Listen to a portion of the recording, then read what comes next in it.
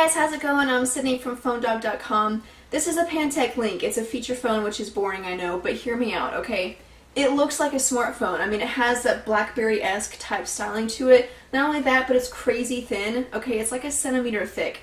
And it has a lot of other cool features. It has a music player, email client, Twitter, MySpace, Facebook apps. So it has a lot to offer. And, to be honest, it's got a great keyboard. To be honest, I haven't been this excited about a messaging phone since probably the Samsung Impression, which I still think is the best messaging phone ever. But this one is very comparable. And interestingly, I was actually reading some customer reviews, and a lot of people had switched over or were thinking about switching over to the Link from their Samsung Impression. So, it kind of gives you a hint as to the caliber of this device. It really does have a lot of features that say, you like the BlackBerry type phone, but you don't really need all that data. You don't want to have to pay $30 per month.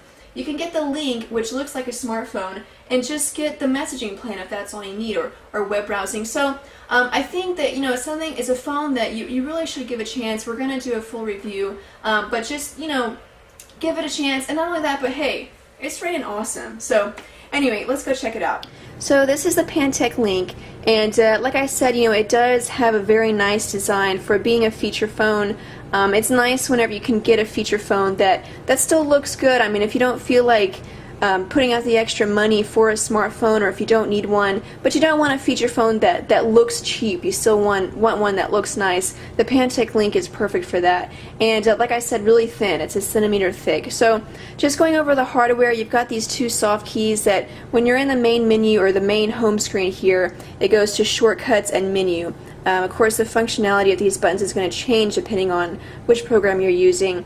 And then you've got the end or power key, talk, send buttons, and then a back button, speakerphone function. And then this is a D-pad. The center button is also a selection key.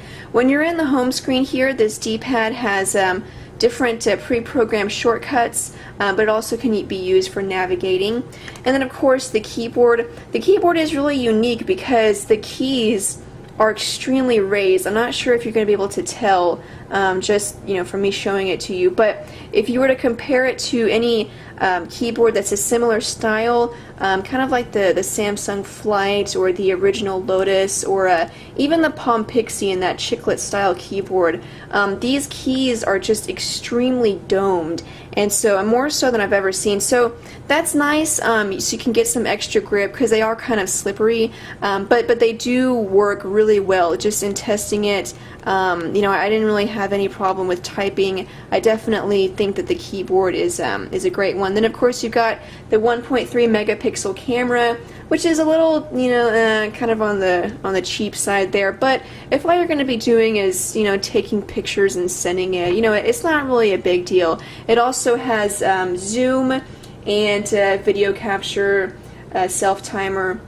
One interesting thing that I found, I guess kind of by accident, is it has this dedicated camera key over here. So if you push that down, it'll take you to your camera, and then if you do a long hold while in the camera function, if you do a long hold on that button, it'll switch over to video capture, which is pretty cool. And then if you do a long hold again, it'll switch back over to camera. So that's pretty nice. Now the screen itself, it's a 2.4-inch screen with a resolution of 320 by 240. Supports up to about 262,000 colors, so it's not a bad screen. Of course, it's a lower end device, so it's not going to be quite as clear or crisp as a smartphone, but I think it's fine in the sunlight. It worked fine as well. It has a 930 milliamp hour lithium-ion battery back here, which it is sort of it could be better, I think.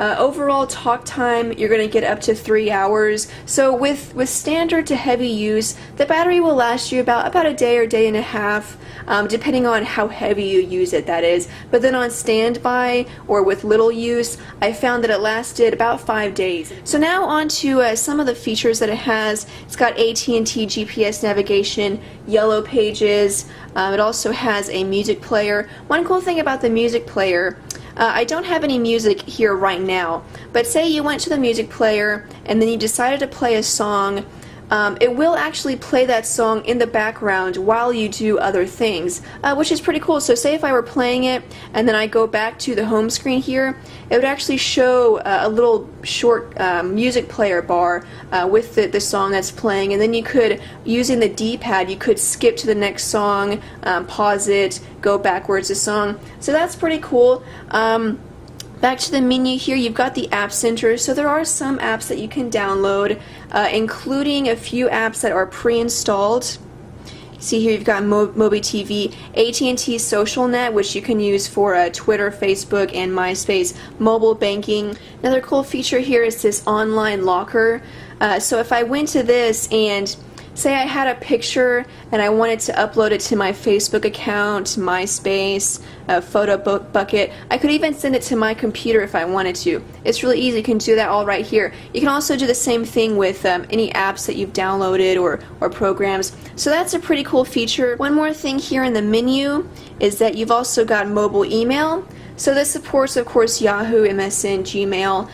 That's a really nice feature. You can get all of your email there. It also supports Bluetooth, has a web browser. This is actually Opera Mini 4.2, so it's a pretty good web browser. Now the phone does have a memory card slot, a micro SD card slot. It doesn't come with a memory card, but it does have the slot there, so you can put that in. So I talked earlier about the keyboard, and I'll just show you guys how it works. I mean, if you go to the messaging interface is pretty cool because it shows everything by conversation.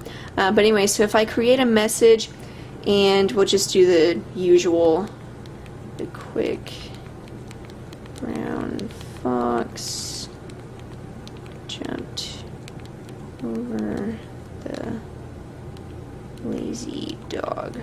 So perfect, no errors. It's really easy to use. I'll show you guys some web browsing. No. So you can see the speed. Of course, you know, the speed on a phone like this is not the most important thing because you kind of know you're going to have to sacrifice a little bit, but just so you guys can get an idea of what it's going to be like.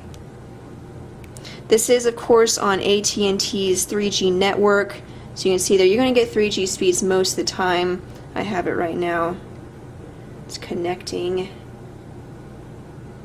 I was going to show you guys the web browser and show you a little bit of functionality and speeds, but I'm having some trouble right now with AT&T's network, so can't really show that to you. But whenever I was testing it, the speeds were pretty good. I was pretty satisfied with that. PhoneDog's website took a little under a minute to load, which is about right for a feature phone like this. So anyway, there it is, guys, the Pantech Link from AT&T. You can get it right now for $9.99 on contract after rebate. So for $10 you can get this phone that doesn't look or feel cheap at all, and which is really good. I think, you know, I can't stress enough how important design is to a device, especially a feature phone, because no one wants, you know, a thick, bulky feature phone that looks like a feature phone. And you know, it's nice whenever you can get a phone that's inexpensive, has all the features you need, but still looks great. So I would definitely recommend it, guys. And the keyboard is also great too. You can pick it up at your AT&T stores right now.